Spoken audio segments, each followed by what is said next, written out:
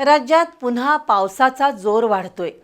पुढील 2 दिवस राज्यातील 29 जिल्ह्यात मध्यम ते मुसळधार पावसाची शक्यता आहे। रविवारपासून पावसाची रिपरिप कायम असून आज दिवसभर कोल्हापूर जिल्ह्यात ऊन पावसाचा खेळ सुरू होता।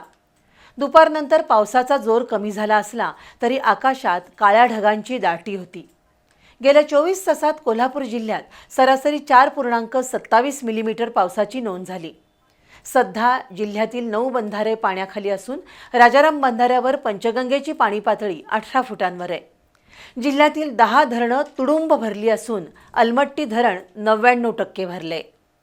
अल निनोचा प्रभाव असल्यानं यंदा पावसाचं प्रमाण कमी असलं तरी कोल्हापूर जिल्ह्यातील धरणं पूर्ण क्षमतेनं भरली आहेत। विशेषतः राधानगरी आणि काळमावाडी धरण 100% भरल्यानं कोल्हापूर जिल्ह्याचा पाणी पुरवठा वर्षभर सुरळीत राहील अशी आशा आहे।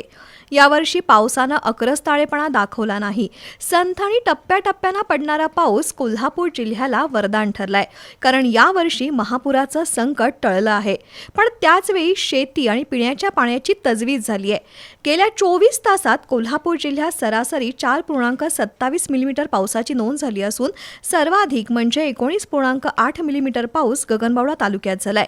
1 जूनपर्यंत आज अखेर जिल्ह्यात सरासरी 742 मिलीमीटर पावसाची नोंद झाली आहे। गेल्या वर्षी हीच आकडेवारी 757 मिलीमीटर इतकी होती। त्यामुळे यावर्षी पाऊस पाण्यात फारसा बदल नाही। दुसरीकडे पुढील 2 दिवस महाराष्ट्राच्या अनेक भागात मध्यम ते मुसळधार पावसाची शक्यता आहे। 1 सप्टेंबर नंतर आठवडाभर पाऊस विश्रांती घेईल आणि 10 सप्टेंबर नंतर पुन्हा पावसाची रिपरिप सुरू होईल असा हवामान खात्याचा अंदाज आहे।